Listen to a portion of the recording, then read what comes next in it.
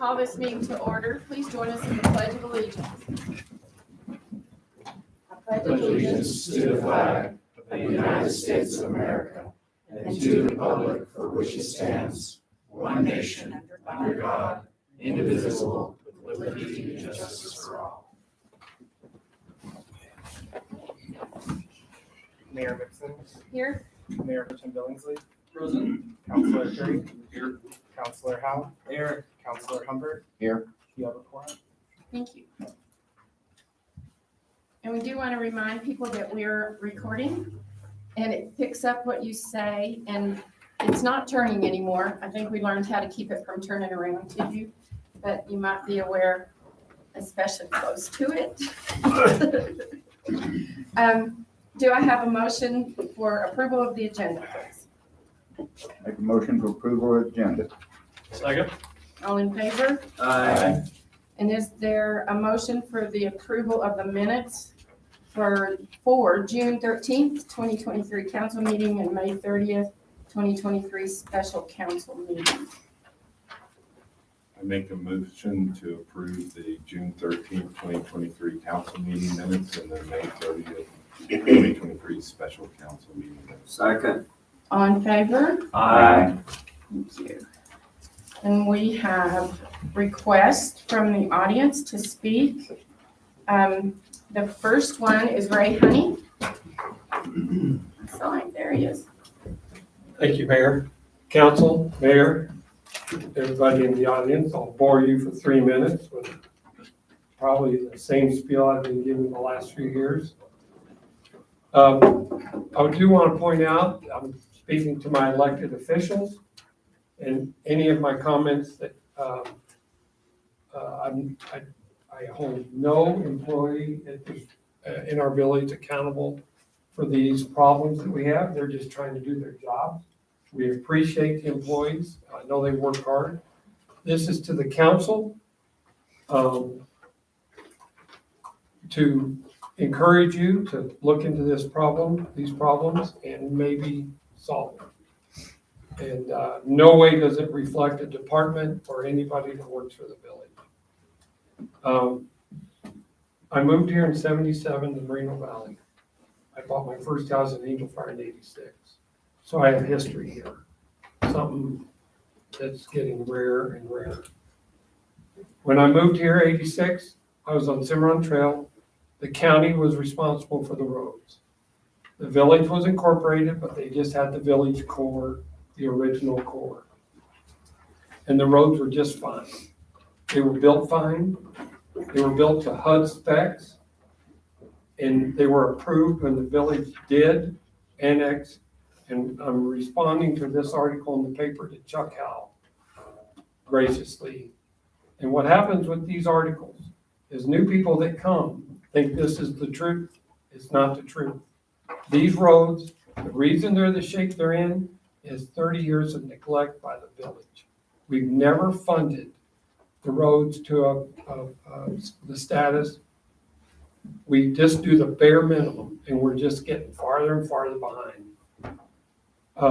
It doesn't take you. I was in business here, so I traveled these roads all the time in my business. I was an electrical contractor, and you can almost, anybody that's been here for the last 30 years can tell you they've just slowly gotten worse and worse.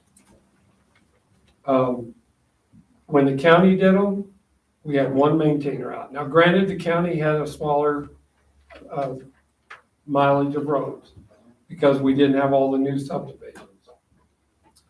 But the city, the council here, and the village needs to take full blame for the roads in the state they're in. There's no doubt in my mind that if years ago when we spent $1 million on chip seal that now is gone, a previous administration, that money was wasted. Everybody pleaded with that administration to put that money in to build the roads, fix the drainage, and crown the roads and bring them back up to where they're at. All we're doing now is plowing dirt. Some of our roads turn into canals when it rains. But Chuck, this article isn't even close. Is that time? So The other thing is the fire, I'm on the Firewise Committee, and I would just like to see us reward people that chip and do their own slash and clear their lots and not keep sending them bills, because we have lots that do nothing, and yes, they deserve the raise. Thank you. And actually, Ray, your questions will be answered. We're working on the village manager, and we have a whole crew working to put together a plan. We have outside help coming in, and it will be announced soon as to what we are gonna do On the road. on the roads. Okay, great. Thank you. New plan. Thank you. Next is Dyewood.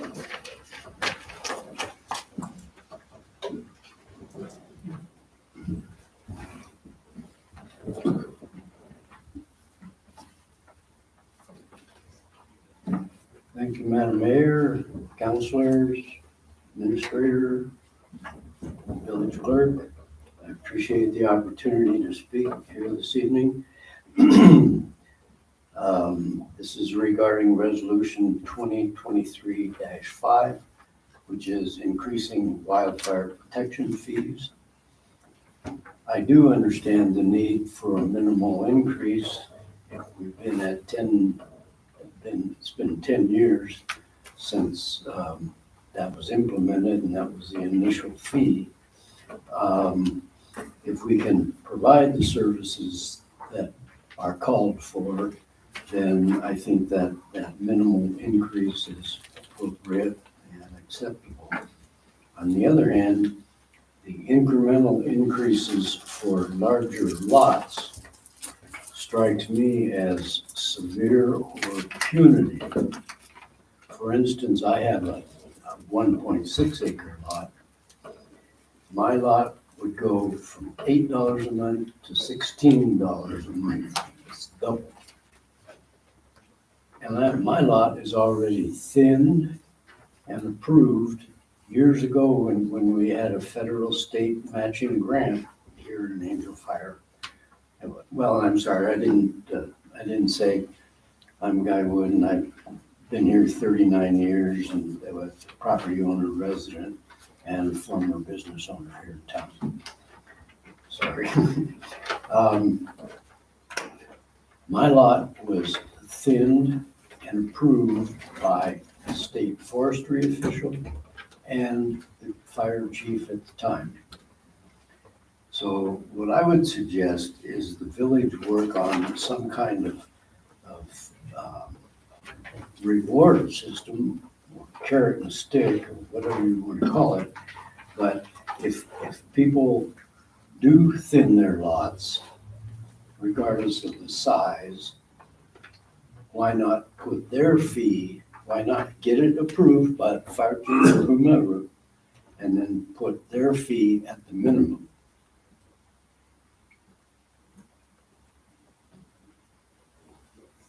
So it would be a reward plan that would very likely encourage a lot of additional thinking. Thank you. Thank you, sir.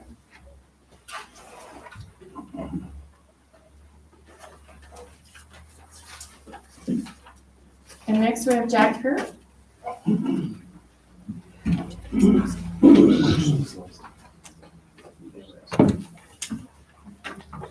My name is Jack Fuhrer. I have been a property owner since '82 and part-time homeowner since '94.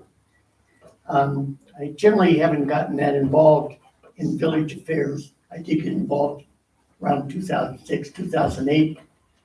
Chuck can fill you in on all the details about what happened then. I have actually 3 topics to talk about today. Following up with what Guy has talked about in terms of wildfire protection, I have 3 lots. They've been thinned for years. Fire chief came out and said, "You've done an admirable job. Unless we have a crown fire, you've done absolutely everything that can be done with this lot." So I am not in favor of paying the same rate as somebody else that hasn't thinned anything, that is going to be more of a burden on a village than me. The second thing, I know that on the topic you have you're talking about the water and increasing the water rates. And I want to bring to your attention that there are serious problems with the water here in Angel Fire. It's not the quality of the water, it's the distribution of the water. Now, I have a map here, and it shows all the water lines in the village. And while some of them, there's a Molson-Corbin study that was done in 2011 that said the minimum requirement to fight a house fire is a 6-inch diameter line. This map shows where all the 4-inch lines are and where all the 3-inch lines are. So it doesn't sound like much. You say 3-inch versus 6-inch, but you have to use the square. So the difference is 9 versus 36. So you're only getting people that are on a 3-inch line are only getting 25% of the water that you need to fight a house fire. And so when we're talking about water and raising the rates, it seems to me that you should also go look at this. It's Molson-Corbin. It's a study that's been here since 2011, and nothing's been done about it in all that time. And lastly, I'd like to address the GEO bond projects. I try to find out what's happening on the GEO bond. I was on the GEO bond task force in 2016 that passed the bond. So I have a vested interest in this thing being successful. And I can't find out anything about what's going on. I see that the council approved to draw $2 million this year from the bond. And also that the GEO Bond Public Works Committee met to make recommendations in terms of how that money should be spent. However, they never published minutes. So I have no idea what they recommended. And I see nothing in the council meeting saying, this is how the GEO bond money is going to be spent this year. So I would like, it's a major communication problem, not just me, but anybody in the village, to know how is this money being spent? Is the money being commingled with general fund, in the accounting system, or is it off in a separate account? So anyway, Chuck will say it's not good to have Jack come look over your books. And it's been Not a great fun thing. minutes. I'm sorry, but thank you. And I have a handout that I'd like to have incorporated into the minutes. It's an Thank you. attachment.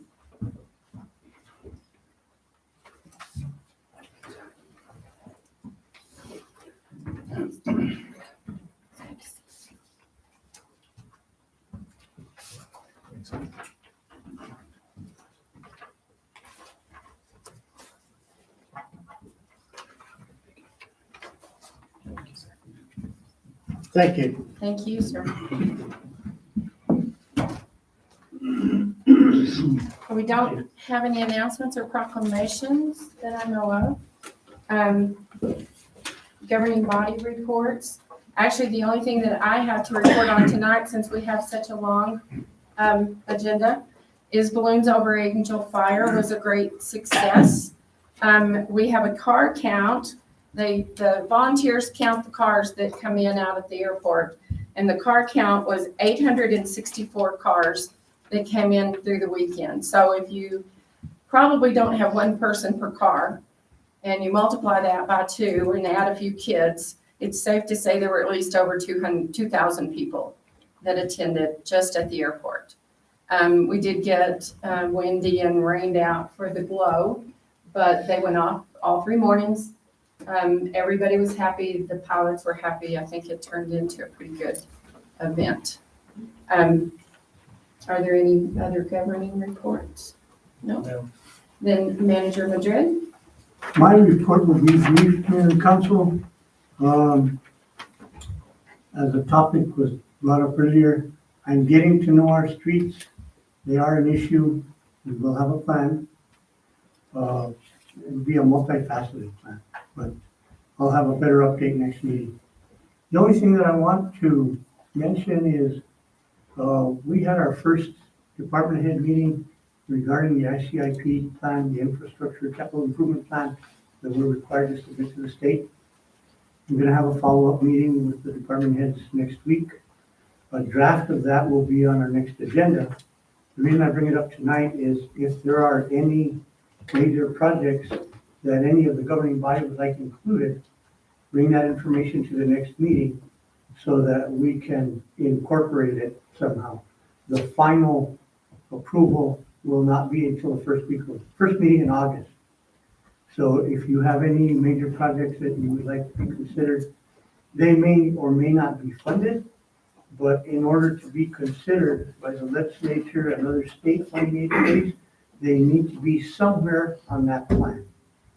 And we should have a reasonable description of the project, how much it's going to cost, and if it's going to be phased, how much it would cost over a period of 5 or 6 years, or whether it's a one-time thing. Anyway, if you would like something included, bring that information with you. That's my report. Thank you. We don't have anyone here for committee reports, so we'll go into old business. First, we have discussion Staff of, report. do what? Staff report. Oh, we have one staff report. I'm sorry, I skipped over you, Chief Bobbitt.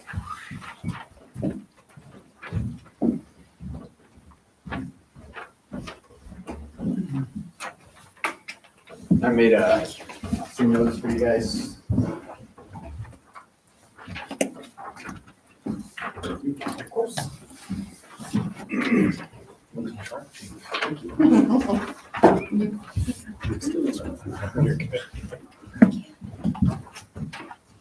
So up to date, we have ran 202 calls.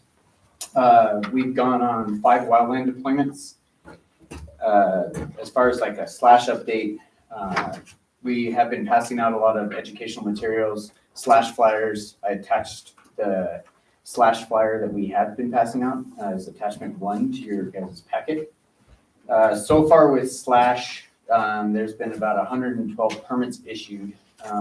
Approximately 3,723 yards have been brought in and or picked up. All of it has been disposed of, with the exception of 283 yards, which we've gotten the last couple of days. We have been giving away wood chips to whoever wants them. We ordered signs for Station 3 and the road that goes to the slash pit. This has helped to mitigate any issues as to where to go for slash. I know in the past it was at the transfer station and we're trying to reroute traffic and it's kind of been a headache, to put it lightly. So we are working on that. We are still waiting on Kit Carson to set up a slash like chipping date. They did promise a chipper and manpower, so I'm still leaning on them to try to get that set up. More recently, we completed the training required to burn in the ACI that we have for the chip wood and slash. So we are trying to just become as compliant as we possibly can. We're training as much as we can in order to be prepared. Currently, our wildland team is on 3 different deployments. Captain Romo is on a deployment with his regional response team. Our Type 6 is on a deployment with 3 of our guys to the Comanche fire, which is a prescribed fire. And then 2 of our guys went with Red River for a smaller 8-acre incident, and they'll probably be back soon. Fire and EMS, we're working on station maintenance and overall appearance, roof, outside paint, stucco, just general cleanup to make the station look a lot nicer. Cancer prevention is kind of a big thing for fire department and firefighters as a whole. We're at a 9% chance, higher likelihood of developing cancer because of just a lot of the byproducts we absorb fighting fire. So we installed an extractor is what it's called. It's a fancy washer machine in Station 2. That way the crews can go immediately clean their gear after a fire to help at least reduce some of the chances of getting the cancer. We do training every Wednesday night. We have done a couple of CPR events for Angel Fire Resort, and employees are set up to do yearly trainings online, and that's the HIPAA, the bloodborne pathogens, sexual harassment, as well as a couple others. I recently became a certified instructor for TECC, which is a Tactical Emergency Casualty Care. So we'll be bringing that class here to Angel Fire as well as the Enchanted Circles, just so we are prepared if there is ever an active shooter type of incident. Some events that we have been partaking. Balloons Over Angel Fire, we were able to set up at Mimosas and distribute the slash pamphlet, as well as Living with Fire and Ready, Set, Go pamphlets. Just try to get as much information out as we possibly can about that. We also had a fire at the transfer station. We got super lucky with the amount of personnel that we had on duty that day. Normally, depending on the day, it's 2 to 3 people, and we had 6 ready to go because of balloons over Angel Fire. So we were able to get a knockdown on that fire rather quickly. We do have a station tour coming up for the kids camp.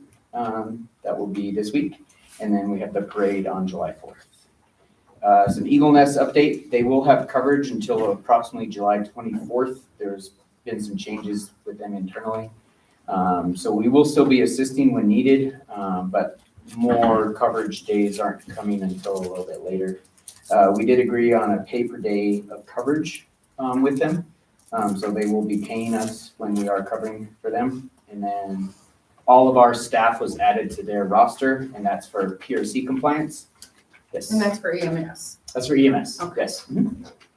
And all of our staff was added to their roster for PRC compliance, so we can utilize their ambulance if we need to and drive. Radio tower, radio update. I am waiting on a quote from Advanced Communication. They came up here, I showed them where the site was, site plan, where to put the new tower. They are on state pricing agreement, so I'm just kind of waiting on them at this point for the tower. Red River Dispatch did go digital. I talked about that last staff report. What that means is crystal clear communication. So now all that I need to do is reprogram our current radios. So at the start of the fiscal year, that'll be one of my first projects. And then grants, we were awarded a grant for a large chipper. That is later on the agenda. I'll talk about that a little more. We did put in for a grant for thinning within the village of approximately $550,000. And we are going to be putting in for the CWDG grant for thinning within the village for approximately $4 million to $8 million. And that's in conjunction with the Watershed Alliance. Inspections, life safety is our #1 goal for any type of fire inspection that we do. So with that, we have inspected approximately 140 properties, and then we're doing re-inspections on top of that with those properties just to make sure that they're fixing what we recommended. I am in training all this week. I am currently working on an emergency management class. It's called Science of Disasters. And with that, it's like the first of 5 classes that I need to take in order to obtain the Emergency Manager Basic Academy certification. And that's a national certification. With me becoming a certified emergency manager, that may give us a little bit more money through FEMA to kind of dip in a little bit for further grants. We have hired a slash supervisor and operator, and then we've had a couple of interested people in the admin position, but no interviews have been conducted yet. Questions? I guess through the chief. Absolutely. On the front page, it says we are just waiting on 811. Oh, yes, to put in the signs, that way we don't hit any water main or gas. It's Talking about call before you dig. the line inspectors. Yes. Okay.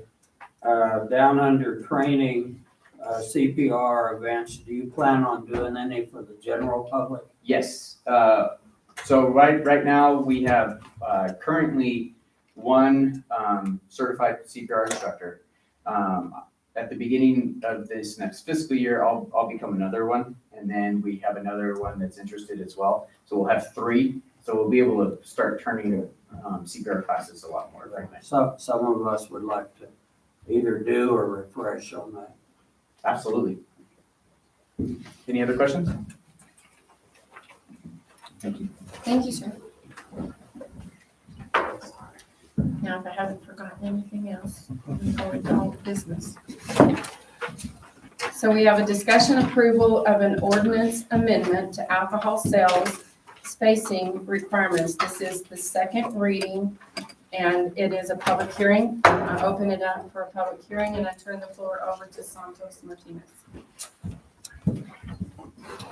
Thank you, Madam Mayor, members of council. Stand for any questions you may have since the first reading and request to move adoption of the proposed code amendments.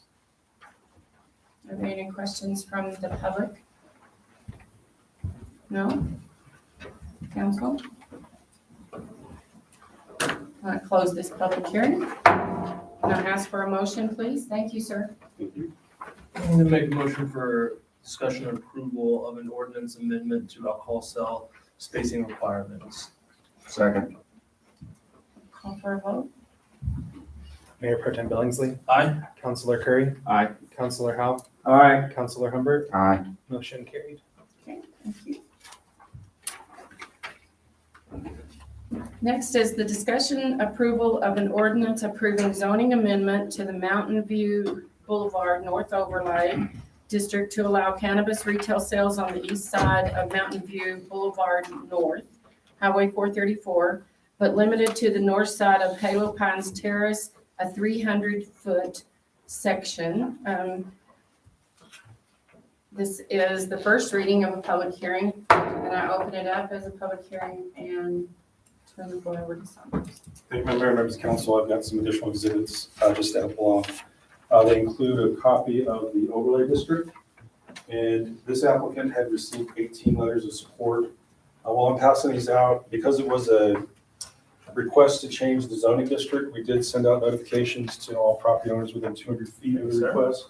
I believe there were 9 letters that were submitted out to the public. Of the 9, we only received 1 letter in support of the request. This application was made April or May of this year. At P&Z, the item was deferred so that they could consider expanding the request.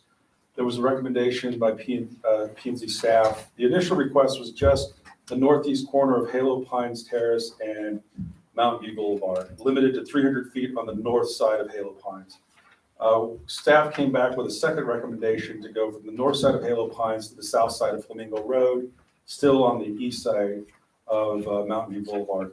Plan Commission had recommended approval of opening it up to more, not to restrict it between Flamingo and Halo Pines, but to allow the east side in its entirety, in addition to commercial properties north of North Angel Fire Road. Staff's recommendation is just consideration of the original request, which was in the northeast corner. But again, at your discretion, as a public hearing item, you have the right to amend a recommendation or prepare a different recommendation. But the exhibits you have are the same exhibits that we shared at P&Z. They include the overlay in its entirety. And on the second page, it shows the property at the northeast corner that goes up to Flamingo, that's highlighted on the aerial. And it also shows a more zoomed in capture of the overlay between Flamingo and Halo Pines. But at this time, staff would just like to carry forward the original application request of what the applicant had submitted, of considering the northeast corner limiting to the 300 feet on the north side of Halo Pines. Okay. So for the public hearing, the people that have signed up to speak, first one is Jackie Boyd.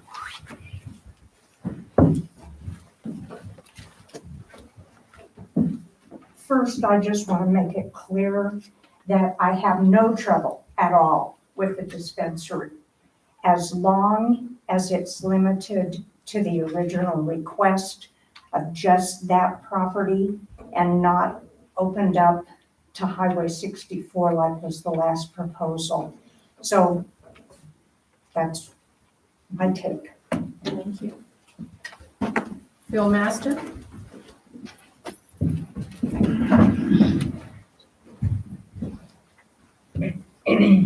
Good evening, folks. My name is Phil Master. My wife and I opened a restaurant last year called Tati, just down the road. We don't actually live in the village, but we do operate the business here. I just wanted to speak in support of the proposed dispensary here. I've met a couple here, and they've been wonderful to us, for one. For two, I've seen the effects personally that cannabis can have on, for me, it's my 15-hour days at work. Come home, smoke a joint, and be back to help you guys in the morning with coffee and stuff. Aside from the financial benefits that I've seen in other border communities in Colorado before we legalized it in Mexico. I still refer to Trinidad as the town that marijuana built. Anybody that's passed through there can tell you it's been under construction for 7 or 8 years, I think. And I would like to see some of that commerce come to Angel Fire and stop getting sent to Eagle Dust. Because at some point, it's going to become more of a draw for them, and then by the time we get on board here, it could be too late. So that's my piece. Thank you, guys. Thank you. Mark Manley? Typically, I sort of just wing it, but Did you have mayor, 5 pages? councilors, I do, manager Madrid, clerk Fox. In the event you are considering an expansion of zoning to allow cannabis within the commercial core, as you deliberate this, please do so with caution and some skepticism related to the potential consequences. This is a family-oriented ski and golf resort community. The allure of the village rests on the ability of it to provide that type of environment. And it's precisely due to those values that you must have vigilance considering the impact cannabis in the core may have. I do not dismiss the arguments in favor of allowing it. Undoubtedly, cannabis has had significant growth in this country recently. Our neighbors to the north, here locally, in Albuquerque, we're all aware of it. However, that should not translate into your automatic endorsement of allowing these stores in the commercial core. And I'm only talking about the commercial core. By inviting cannabis into the commercial core, we do run the risk of compromising a lot of things that make this place very special. It may unwittingly tarnish our reputation, potentially alienating those that have made their home or second home or chosen vacation destination. Placement of these stores slightly further away to the town core can strike a balance between evolving attitudes towards cannabis and the community's commitment to preserving its own character. We have a lot of land. This kind of approach, it would respect the wishes, the preferences of what I believe are the majority of the residents and the visitors. And please don't forget the potential impact on a lot of younger people. They observe, they internalize, and then they form their own impressions on what they see right in front of them as what has been normalized around them. And we all bear responsibility to foster an environment that promotes a healthy lifestyle. So I'll just cut to it quickly. The cannabis stores immediately across from Cool Summer Nights, that normalizes something that's still subject to a lot of debate, a lot of scientific scrutiny, as it should be, as it becomes normalized as time goes on. I'm not saying it has no place here at all. I'm saying it absolutely has a place here. And I'll just wrap it up. Just start at the north side of Halo Terrace, all the way to the Can I blinking ask you light. a question? Yeah, of course. The way that Santos has presented it tonight, it's for the building that the ice cream shop was in, that alone. Are you for? against that? Understood. And I don't have a particular, I mean, the resort doesn't have a position not on that asking it to particular go issue. Further tonight. I understand, but Okay. what I do believe you mentioned, P&Z's recommendation. P&Z's recommendation. So to the extent that that has been, You're against that. has gone up from North Angel Fire all the way to the blinking light, absolutely against that. I would be for it Just for this. from the particular north side piece. of Halo Terrace on up, if that's what the overlay is. So my recommendation would be to have it go back to P&Z. and happy to answer any other questions. Well, it's council has the say so. Of course. Okay, thank you. Sir. Thank you. Do we have any questions or comment from council? Santos? Or Santos's recommendation? We are talking about this block Just- right here, just this block, right? Just that. So in building. that exhibit, we were looking at this piece right here. So the triangle, this exhibit was from Halo Pines to Flamingo, Okay, and it went to the rest of the overlay south. The reapplication that was actually paid for and what staff had prepared is that Just right triangle there. right there, yes. So it's not the larger piece, it's that, yes, what you have circled there would be what's presented to you. No, it's farther south here. So that's the airport entrance. It'll be, You know. it Just is what I that circled. piece right there. So if you go to the second page, which is a zoomer, which is zoomed in, it's those buildings right there.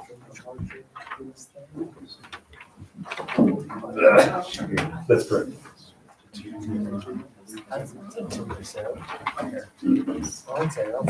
So the original request again was just for what's circled on your second page. At P and Z, we looked at broadening it up to Flamingo South. And then P and Z also made a recommendation to just open it up on both sides of the overlay and also to include commercial properties from the north side of North Angel Fire Road. Just again, as I know some of you were in these conversations initially, when we drafted this, we were kind of rushed to draft this ordinance because the state had required an ordinance needed to be on the books before the end of the year, and we complied with that. We also knew at that time, even from legal counsel said, if we need to go back to the ordinance, we can go back to the ordinance. And this is part of that process of doing so. It's well within your discretion to go back and revise where you feel it is to be amended.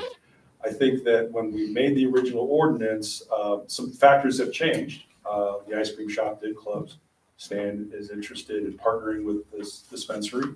The Washington Bank also closed as well. We've had people inquire about that building because there is a safe and it was a bank. So those are conversations that we didn't have when we first drafted this ordinance. But what we are asking for tonight is to consider the original application. Again, it's at your discretion on how you want, if you should choose to make a motion to approve, the discretion you have for that allowance. But I don't want folks to feel that the original ordinance stands in stone and cannot be amended. We felt that we would have to come back. We just didn't realize it would be this quickly, which again, we have no problem in doing. If the council wishes to have this conversation, a second conversation about revising other segments of the ordinance, I believe that would be in order to give us that direction to do so. At this time, I don't believe P&Z has solid direction to go ahead and look at all the other options for consideration.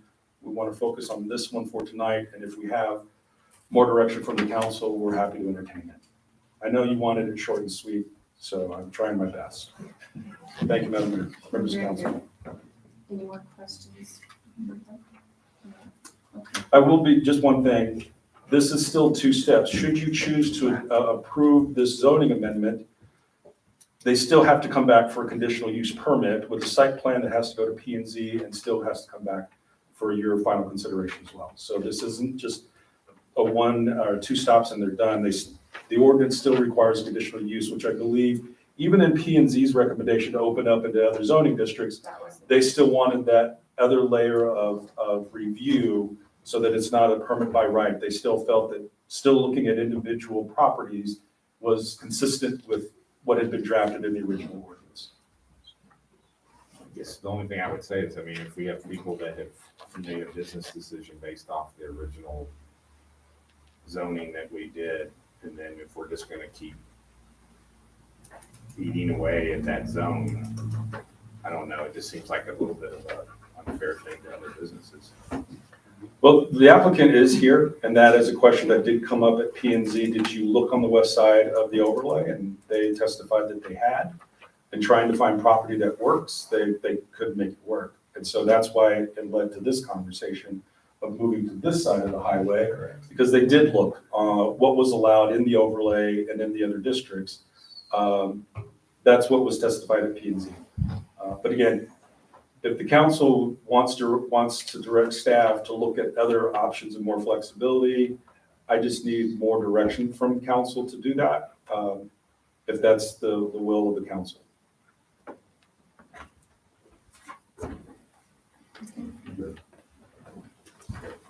And we'll close this public hearing.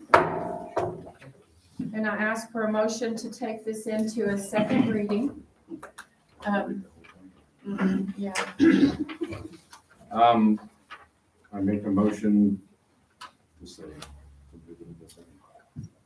No, just go ahead and vote and approve a motion to approve. I'll make a discussion approval of an ordinance approving zoning amendment to the Mountain View Boulevard North Overlay District to allow cannabis retail sales on the east side of Mountain View Boulevard North Highway 434, but limited to the north side of Halo Pines Terrace, 300 feet. Is there a second? Second. You call for a vote? Mayor Pro Tem Billingsley, Aye. Councilor Curry, Aye. Councilor Howe, Aye. Councilor Humbert, Aye. motion carried. So it goes to a second reading. Next, we have the discussion approval of an ordinance amendment for subdivision regulations. This is also the first reading of a public hearing. And I open it up as a public hearing and give the floor back to Santos. Thank you, Madam Mayor, members of the council. This amendment that's brought forward to you as a circumstance of what we've been seeing coming to the office. As you know, a property owner can combine lots administratively so long as it's a limited number of acres and number of lots. Some of those property owners would like to uncouple their lots. Unfortunately, our subdivision code says the moment you uncouple, that's a subdivision, and you are now required to bring in water and sewer to your property if it's not there today. So we've got a property owner at Monte Verde Lake who combined his lots, built a house, wants to uncombine them because he wants to build a second house. Well, you can only build one house on one lot right now in that R1 district, so he wants to uncouple it. Well, now he needs to bring a sewer main from Olympic Park to Monte Verde Lake. And there have been other property owners that have been away from main extensions that would still like to subdivide their property. And so in talking to our legal counsel, we can conduct an administrative subdivision so long as it's within certain parameters. And planning and zoning had a very thorough conversation that they didn't want people to do this and then couple it with another one and actually circumvent our subdivision regulations. So that's why you have language that's at the end that you can't combine this with any adjoining administrative subdivision. You have to be at least 1,200 linear feet away from service to be considered, or your property already has service. So most of the commercial corridor here, where there's water and sewer, and I'll take, for example, Rockies. If Rockies and the shopping center were on the same lot and they wanted to carve out the shopping center and then leave the convenience store on a separate lot, they could come for an administrative subdivision because there's no upgrade in services or extension of services. And so that's what this language would provide and allow. I've had some property owners come in and say, well, we used to do this all the time. Well, the code hasn't caught up. And so what this amendment would do would provide that relief with these conditions in those instances where property owners want to subdivide it, it's under 5 acres, no more than, no lot is greater than an acre, and that you've got these other qualifiers for consideration, that we could do this just like we do the lot combinations administratively. So this helps to clean up our section in that ordinance. Is there anyone in the audience that wants to speak to this? Council? No? Then we'll close this public hearing. And I need a motion, please. Motion and for discussion and approval of an ordinance amendment for subdivision regulations, first reading, public hearing. And a second. Second. Vote. Mayor Pro Tem Billingsley. Aye. Councilor Curry. Aye. Councilor Howe. Aye. Councilor Humbert. Aye. Motion carried. Next, we have discussion approval of a request to enter into an MOU with North Central New Mexico Economic Development District, NCNMEDD, and the Village of Angel Fire for services of a fiscal agent. Is there a motion, please? I make a motion for discussion approval of a request to enter into an MOU with the North Central New Mexico Economic Development District, NCNMEDD, and the Village of Angel Fire for services of a physical agent. Second. Fiscal. Physical. Return the floor over to Julie. Thank you, Madam Mayor, Council, Manager Madrid, and Clerk Boggs. Before you have the MOU with the COG. Because we have received our Water Trust Board funding, we're in the act of finishing up that grant agreement. The required fiscal agent is needed. So it's, once again, we have our COG acting as the fiscal agent. They are charging us 1% to act as that. And I'll stand for any questions. Julie, is that 1% on the 10% or the whole thing? The whole thing.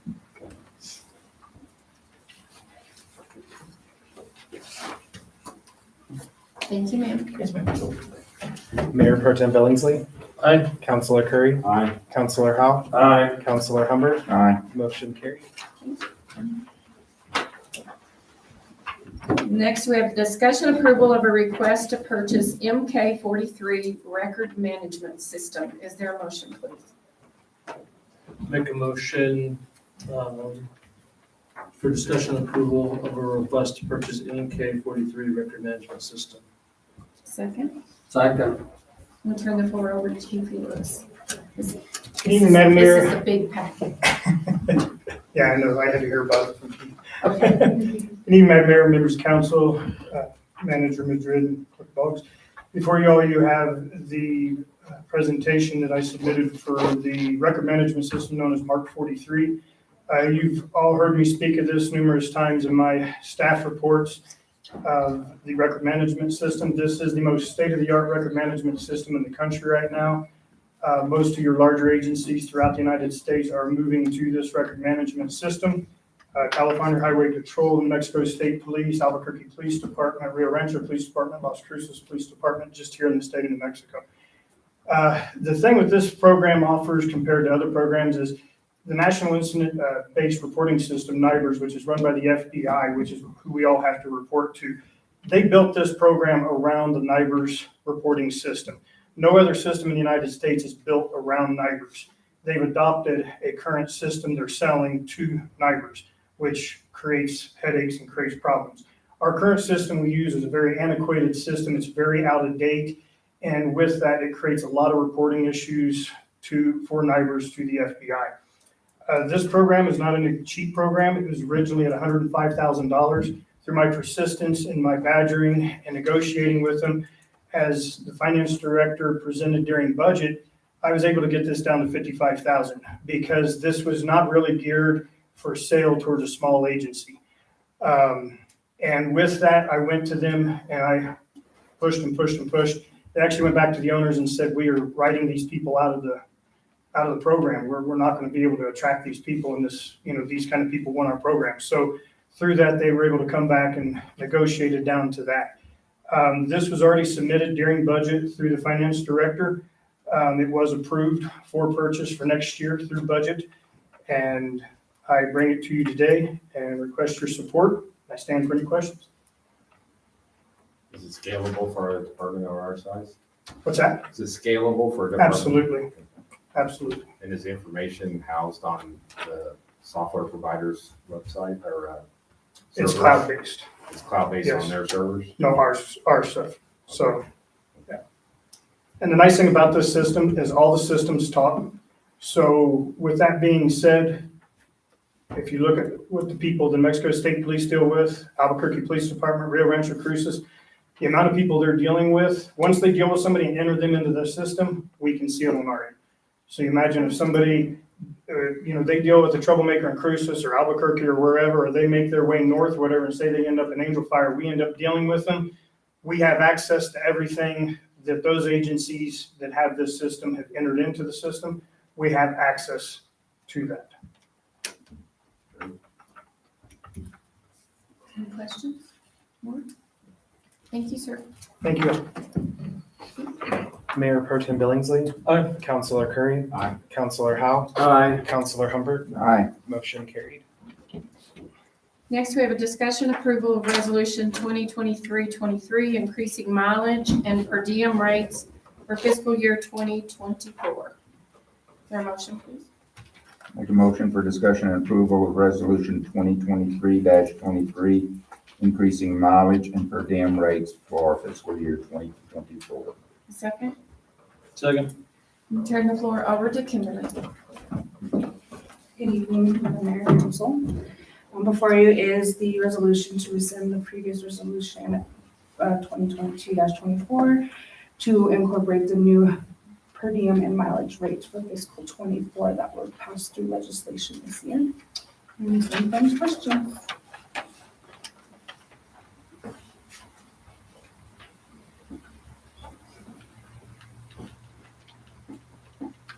I don't think you have any. Thank you. Mayor Pro Tem Billingsley. Aye. Councilor Curry. Aye. Councilor Howe. Aye. Councilor Humbert. Aye. Motion carried. Next is a discussion approval of resolution 2023-24, budget adjustment request. Is there a motion, please? Make a motion for discussion of approval of resolution 2023-24 budget adjustment request. Second. And we turn the floor back over to Kim. Thank you. This budget adjustment request is to, we will receive our law enforcement retention fund disbursement. So we needed to have that added to our budget so we can get those disbursements to the police officers that qualify for it.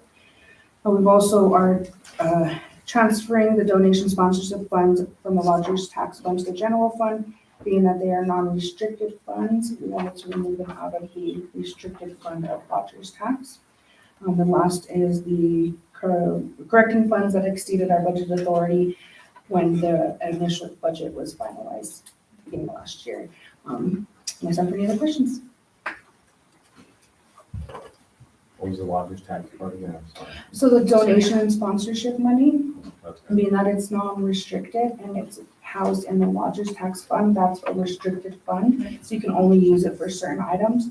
So after talking with DFA, they recommended moving those funds to. Yeah, you don't want to tell me. Mhm. Thank you. Mayor Pro Tem Billingsley. Aye. Councilor Curry. Aye. Councilor Howe. Aye. Councilor Humbert. Aye. Motion carried. Next, we have a discussion approval of resolution 2023-25, an increase in wildfire protection fees. Is there a motion? I'll make the motion for discussion and approval of resolution 2023-25, increase in wildfire protection fees. A second. Second. And we turn the floor over to Chief Bobick. Madam Mayor, Councilman, Manager Madrid, Clerk Fox. First, I just want to take the opportunity to thank everyone for their feedback on the wildfire protection increase, and just explain a little bit of why I'm even looking at making the increase. The fire department, this is the first year that we are operating and an increase in the wildfire protection fees hasn't been done in over 10 years. And with that, the purpose is to increase as a minimum to maintain the current level of services available and provide better services, fulfill debt obligations and meet system growth requirements. Currently, we have no debt obligations, but there are equipment needs that we are going to need, both short-term and long-term. And so before you is a staff recommendation and resolution to increase those fees. We will plan to continue to do what we're doing with that. And something else to consider that isn't on here is with that CWDG grant that we're looking at putting in, there's a match percentage that we have to do. And any wildfire protection fees that are paid go as a part of those matches. With that, I stand for any questions. Passing this, can we still, look at the suggestions that Guy Wood made? Absolutely, as far as a deduction for those who are, I think that's fair, and it also is an incentive for people to clean their lots. I completely agree. And that's something I can look at.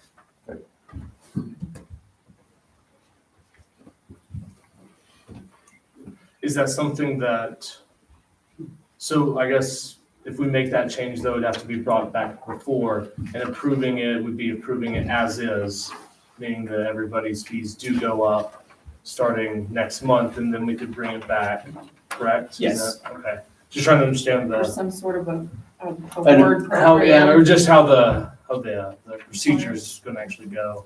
So you have to figure out how to word it.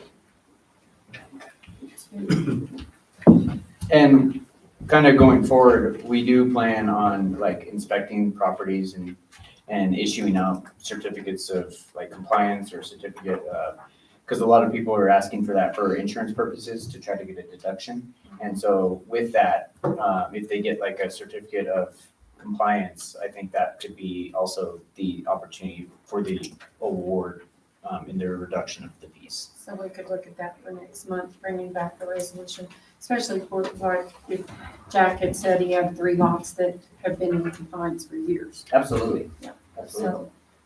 So I think it's a great incentive. Me too. Okay.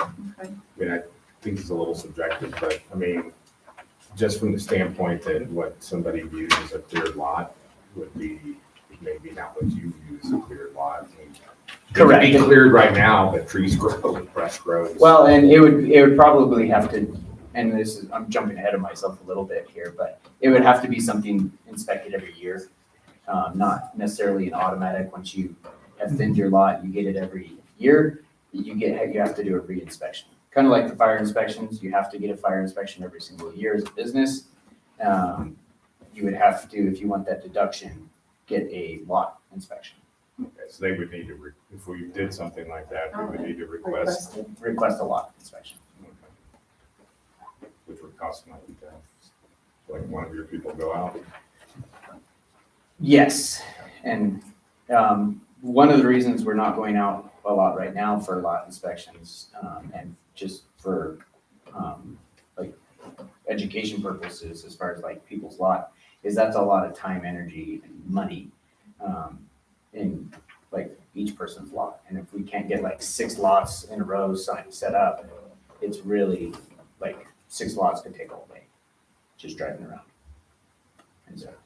It sounds like you need an increase just to be able to go out and inspect. Yes, lots, so- exactly. People reduction. We're going in a circle. Okay. Okay. Thank you, sir. Of course. Real quick, do you have any idea how this increase would be spent? You know, like I understand like all of this costs money, but do you have any idea like where this is gonna go initially? And, you know, Well, what are the people gonna get for it if we're gonna, you know? increase A lot the of it fees? is just our continued services with slash. I kind of, in my staff report, told you how much slash we've accepted and gotten rid of. One of the things that we're still actively pursuing ideas and getting rid of is the slash pit itself, the years of accumulation there. And so honestly, I'm having all my wildland guys and everywhere else give to me their wishes, wants, needs. And so a lot of that is more heavy equipment, which is expensive. Plus, since the fire department has taken over, he's got 6 full-time Sure. welding crew now, which that's an added expense. Absolutely. I mean, can I ask one other question? And it's not necessarily, I mean, could it be something that you, we could come up with a penalty where you can go start reviewing lots, and if people haven't thinned them, then we can issue a penalty as opposed to. So without diving too much, it's already in code to do that. So I could, Lots and everything. What's on everything? 913 something. Don't quote me on those numbers, but I know it's in section 9 of the village code. As far as, I could be issuing Has citations. this never been enforced? Correct. Okay. Yes. We did hire a code inspector. He's not starting on lots. There's other things that he's started on. And he's working with, pretty close with Santos to get up on codes. But yeah, how did we go from award to penalty? Everyone gets awards and penalties. Yeah. I want to stay on the Well- award side right now. When you have somebody next to you that hasn't done Oh, yeah. lots in 45 years, you get a little Yeah. frustrated, so. Well, and if you have 3 lots and you're doing a good job on your lot and your 2 neighboring, Right.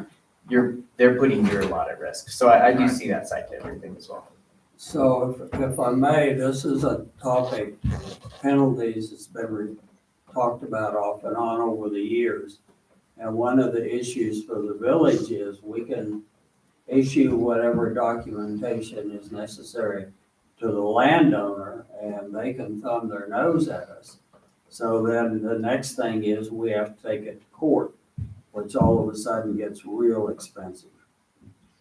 And we've had people that have bought houses here and moved here, and their statement was, I bought that house in those trees and I'm not cutting them. So it's an interesting issue.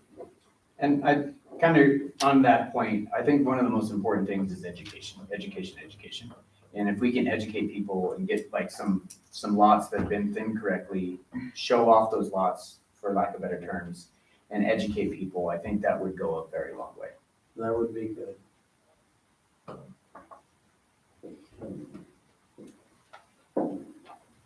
Thank you, sir. Of course. Mayor Pro Tem Billingsley. Aye. Councilor Curry. Aye. Councilor Howe. Aye. Councilor Humbert. Aye. Motion carried. Next, we have let's see, let me get to that one. Discussion approval of resolution 2023-26, acceptance of grant of $75,000 from the Wildfire Risk Reduction Grant Program. Is there a motion, please? Make a motion for discussion and approval of resolution 2023-26, acceptance of grant of $75,000 from Wildfire Risk Reduction Grant Program. Second. Chief Bobbitt. So Angel Fire was awarded $75,000 grant. And we have to accept the grant and acknowledge that we've read and understand and will comply with the grant terms and conditions. That is attached. There's a cost share of 10% that we had already approved, up to $45,000 when we initially applied for this grant previously. So that 10% was already planned for and budgeted. And I stand for any questions. I think there are none. Thank you, sir. Of course. Mayor Pro Tem Billingsley. Aye. Councilor Curry. Aye. Councilor Howe. Aye. Councilor Humbert. Aye. Motion carried. Next is the discussion approval of resolution 2023-28, a resolution calling for the regular municipal election. Is there a motion, please? I make a motion for discussion approval of resolution 2023-28, a resolution calling for the regular municipal election. Second. A second. I'll turn the floor over to Keith. Thank you, Mayor. Okay, so I placed a printout in front of you all because I had to update that resolution that wasn't in the original packet. I forgot to add the judge on there. This item is basically a requirement that we have to do every election year. Since we voted back in 2019, council voted to have Colfax County handle our elections now. It's just basically a document for Colfax County Clerk to have to know the available positions for the upcoming election. Any questions? And then on that, I do want to say early voting is October 10th, 2023 and ends November 4th. You do have to declare your candidacy on August 29th, 2023. And then voting is November 7th. Keith, is this correct? It says passed, approved, and adopted this 28th day of June. No, it should be the 27th. I'll fix it and then get No problem. Typo.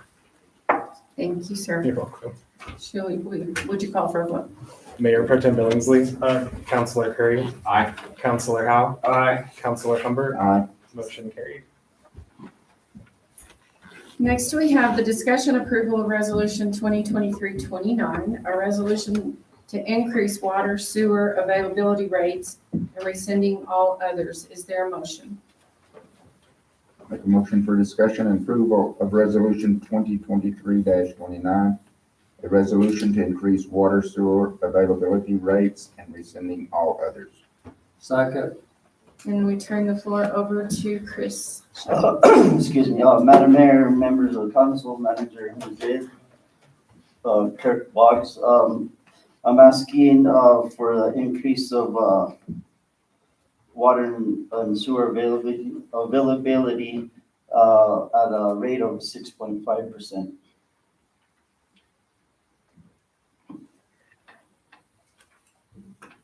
I mean, I know it says that the village ordinance requires it, but I just have like increasing for like the availability, right? You're not even using it.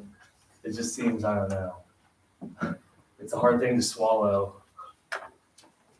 It's one thing if like you're tapped in and you're using it, but to just be like, hey, there is water there, or there is sewer there, and you have to pay more, even though you're not using it, just, I don't know.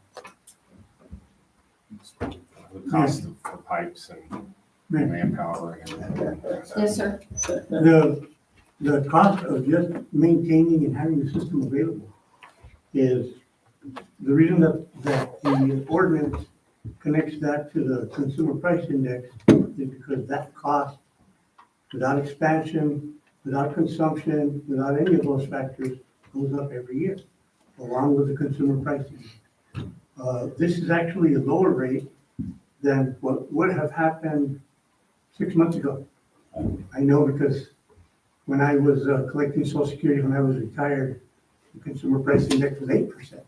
So it's actually going down, while inflation has still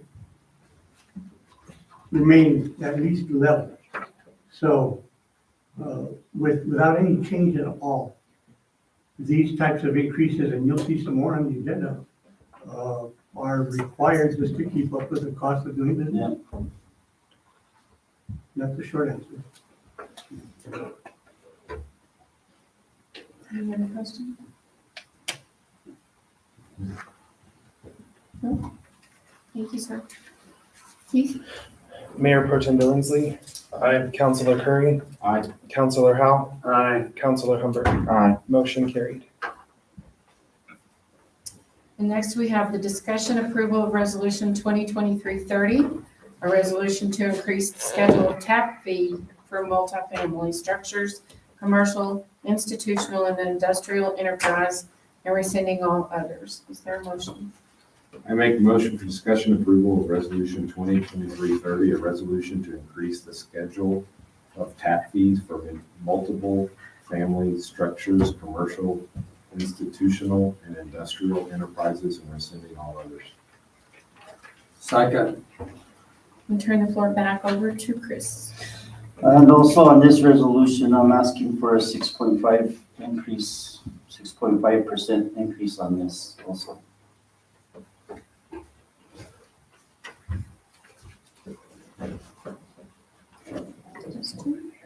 Do what? It's actually warm in It here. is warm in here. So you're not just squirming because. No, I'm not. Oh, he's gonna open the door. It's very warm. Any other, no questions? We'd get the same answer, I think. Yeah. Okay, Keith? Mayor Pro Tem Billingsley. Aye. Councilor Curry. Aye. Councilor Howe. Aye. Councilor Humbert. Aye. Motion carried.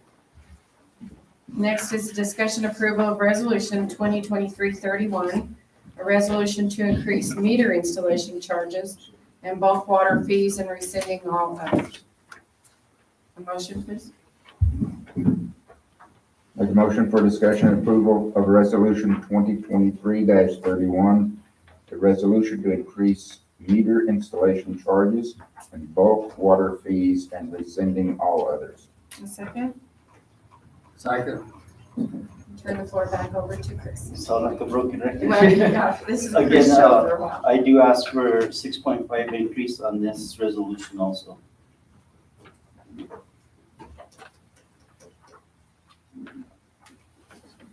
No questions? Thank you. Mayor Pro Tem Billingsley. Aye. Councilor Curry. Aye. Councilor Howell. Aye. Councilor Humbert. Aye. Motion carried. Next is the discussion approval of resolution 2023-32, a resolution to increase water sewer rates and rescinding all others. Is there a motion? Still you. Make a motion for discussion and approval of resolution 2023-32, a resolution to increase water and sewer rates and rescinding all others. Second, Second. and turn the floor back over to Chris. And again, I ask for a 6.5 increase. Is there any questions? One thing I'd like to add that we didn't say is during COVID, remember we are supposed to do this yearly, but we did not do it in 2020 or 2021. So we're still behind. Right. Just for the record. Thank you, Chris. Thank you. Mayor Pro Tem Billingsley. Aye. Councilor Curry. Aye. Councilor Howell. Aye. Councilor Humbert. Aye. Motion carried. The discussion approval of resolution 2023-33, a resolution to increase and revise solid waste trash service rates, rescinding all others. Is there a motion? Make a motion for discussion and approval of resolution 2023-33, a resolution to increase and revise solid waste trash service rates and rescinding all others. A second? Second. And we turn the floor over to Ben. Good evening, Council, Madam Mayor, Manager Madrid, Clerk Fox. This is in accordance with Village of Angel Fire Ordinance 439C. We are looking to raise our rates 6.5%, and this is going with our CPI report. Any questions? Same concept, same rate, different department. Yeah. Thank you, sir. Mayor Pro Tem Billingsley. Aye. Councilor Curry. Aye. Councilor Howell. Aye. Councilor Humbert. Aye. Motion carried. Next, we have the discussion approval of resolution 2023-34, a resolution to adjust solid waste transfer station refuge rates. Is there a motion? Make a motion for discussion and approval of resolution 2023-34, a resolution to adjust solid waste transfer station refuge rates. Second. And turn the floor back to Ben. Good evening. The reason we're raising our rates, guys, is because the rates are going up in the landfill. You'll see in your packet that it's gone up $1.64 a ton on municipal solid waste or construction debris. That's 80% of what we see daily. Also, they raised their rates on mattresses to $11 a piece from 10. What I'm proposing is to raise our rates on construction and demolition debris per cubic yard from $18 to $20. That'll cover the cost on tonnage. And then on mattresses, we're raising our rates. It used to be $10, I'm sorry, for a twin mattress, 15 for a queen, 20 for a king. I want to go 15 across the board. That's gonna kind of make us break even. From what we see day to day, we see mostly twin mattresses. At 10, if we raise it to 15, that's going to cover costs in all three. Any questions? You said that the king is 20 now? No, it was. We're taking them all to 15. So going down on the king? Yes, sir. Do you think it'll all work out? I'm pretty sure it will, yes, sir. What was that increase percentage wise from the, on the tonnage of waste that? $1.64. I'm not sure, like 10%. Was it 20 before? It was $29 a ton. Now it's going up to $31.64.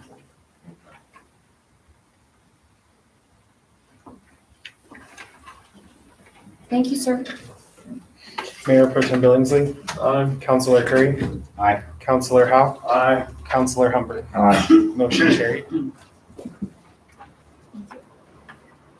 Discussion approval of resolution 2023-35, a resolution granting a revised site plan for CUP 01-21 to RNS Hill LLC for a storage use located at 3627 Mountain View Boulevard in Agua Fria Estates, Lot 28. Is there a motion? Make a motion for discussion and approval of resolution 2023-35, a resolution granting a revised site plan for CUP 01-21 to RNS Hill LLC for a storage use located at 3627 Mountain View Boulevard in Agua Fria Estates, Lot 28. A second? Second. I'll turn the floor over to Santos. Thank you, Madam Mayor, members of council. On your exhibit, on the first page is what council approved with the conditional use for this property owner back in October of 2021. Your second page shows the revisions that have been requested. We had a request for a permit for a new storage building, but it was outside of the areas that council had previously approved that could happen on the property. So in essence, what we're doing is making those allowable areas a little larger so that in the future, if there's still another building that they would like to construct, what this request does is makes those allowable zones bigger in case there's square footages that are off, that it can, so long as it's in those approved zones, it can be permitted. And so the second page shows you a little bit more detail of what the actual revisions are. This changes no other conditions on the CUP. There were no other actual conditions with that conditional use permit, subject to a site plan, and so this updates that site plan to match the request. Stand for any questions we have. P&Z considered this application as well. There was no discussion or debate, and they recommended approval as well.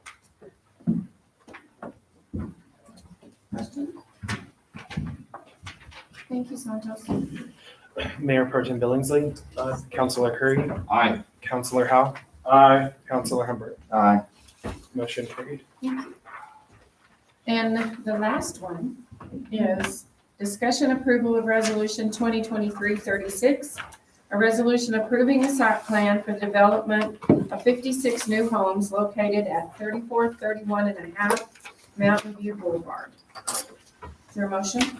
Make a motion for discussion and approval of resolution 2023-36, a resolution approving a site plan for the development of 56 new homes located at 3431 and 1/2 Mountain View Boulevard.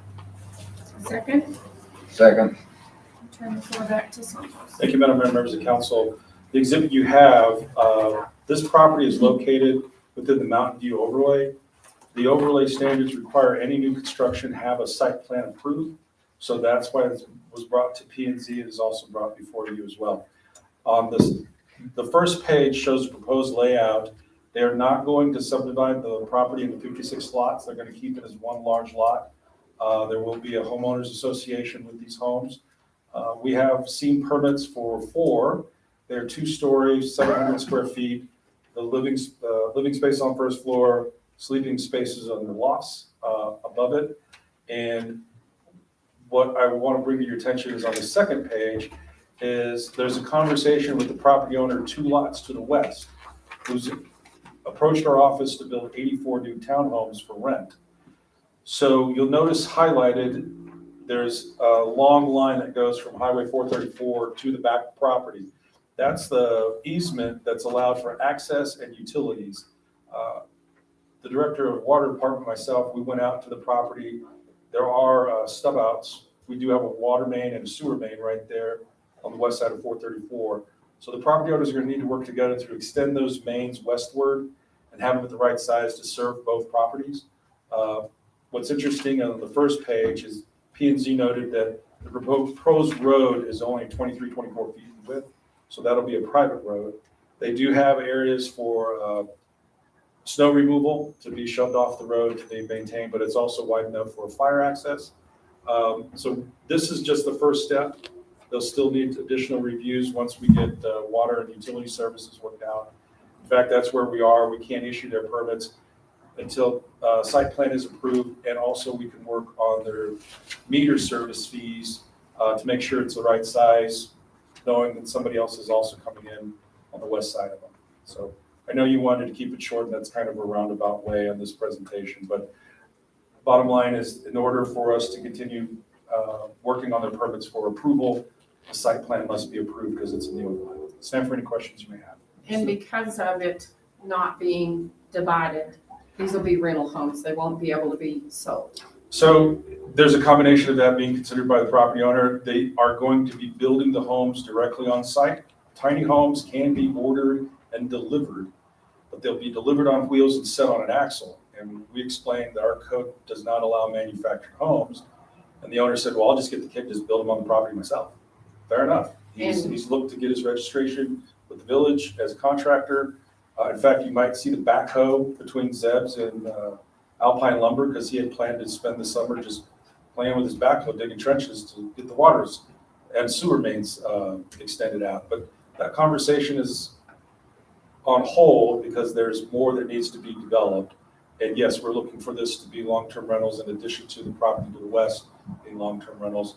There's an initial conversation I think we should have about that property to the west because they are coming out of Colorado where they take advantage of long-term rentals in Aspen and in a lot of the ski resort areas. They want to try to bring some of those models to that property to the west. So there's going to be a long ongoing conversation with that development as well. But with this request, we need to get a site plan approved in order to continue on with their permit review. What's the square footage? So the first batches that we saw were 700 square feet. And there are going to be 4 or 5 different types of templates for homes. So every 5th home is going to look the same.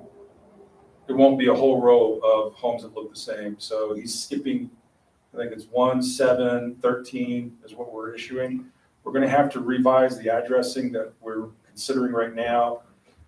Number one, no one ever thought that Zeb should be 31 and Alpine should be 33 with an intervening lot that's vacant and ready for development. Alpine should have been 35 and the vacant lot should have been 33. That's why it's addressed as a half.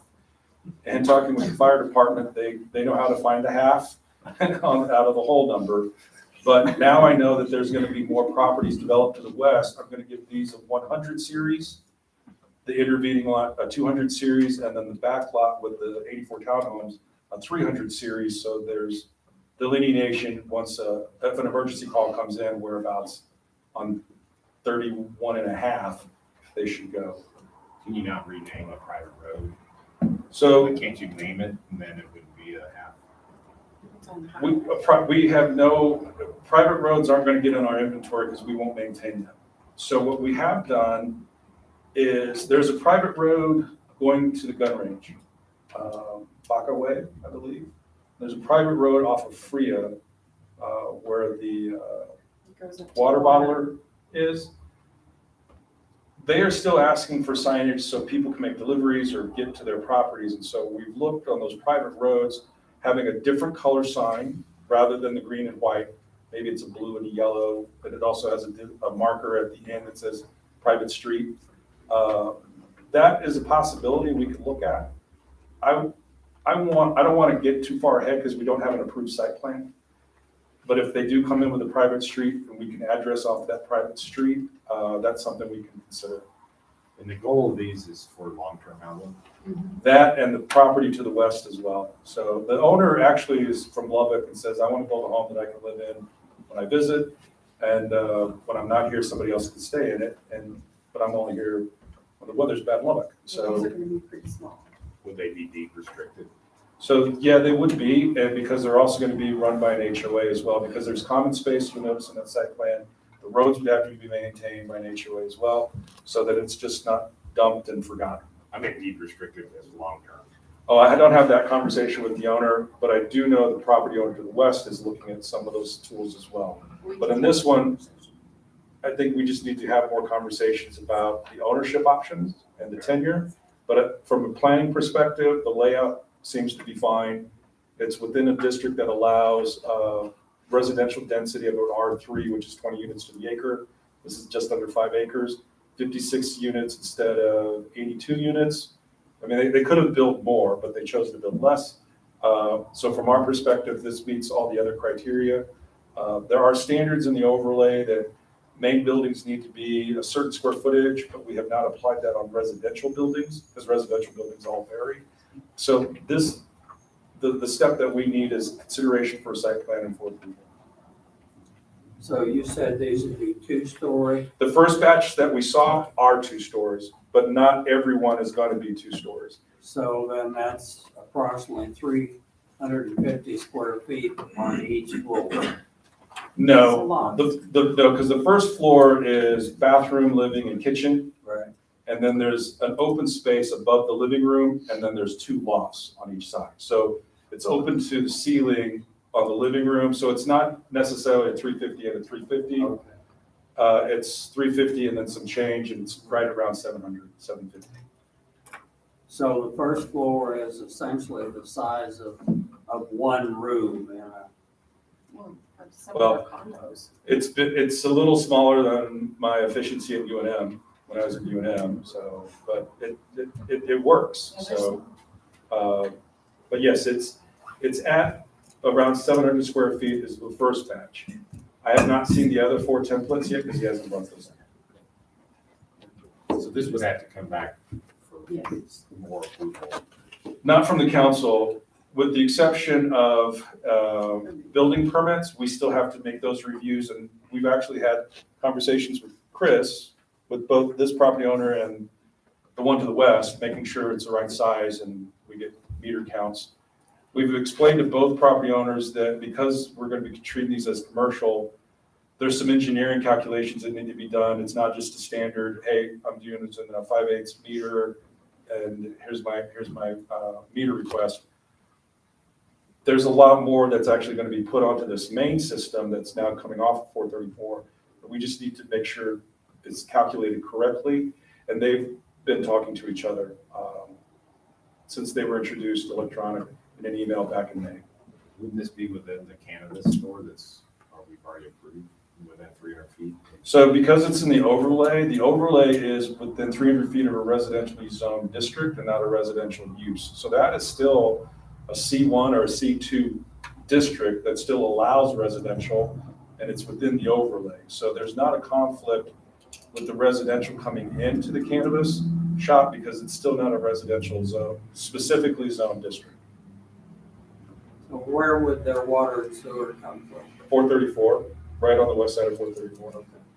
And just to follow up, because the cannabis store had already been approved prior to this consideration, they would be non-conforming as well. So I don't think there is a conflict, but in essence, because they got in line first with the conditional use, they haven't made a request to change that. Will this private road and private streets meet our specifications? So our code calls for 50 and 60 foot right of ways. I think what you see there is a 23 foot wide, 24 foot wide street. So that would be a private street because it's under our normal standards. Our standards for private street also require that there's got to be a place for snow removal, and they do show that on their site plan. I believe we actually have 60 feet to get from the highway to that property, which is more than wide enough for emergency responses, but also spacing required for a water main and a sewer main without having conflicts of one being above or below. They'd be responsible for the infrastructure from the highway? That's correct. I mean, I would certainly, as a council person, if they were willing to be restricted to long-term only, be willing to look at helping on that personally, but. That's a conversation we can have. I just think right now it's just a site plan. But since we still have permit reviews that have to be done, it doesn't mean the conversation's over. It's still ongoing. Yeah, I just view it as a great relief to long-term housing issue. I agree, and I also think that the owner of the 84 townhomes they're also looking at that as well. Yeah, his will be a bigger family. Family. This is my first, probably season. I tried to be short. You're I really good. did. You did good. Thank you. Mayor Pro Tem Billingsley. Aye. Councilor Curry. Aye. Councilor Howe. Aye. Councilor Humbert. Aye. Motion carried. I call this meeting adjourned. Thank you. I'm so proud of us that we got. Yeah.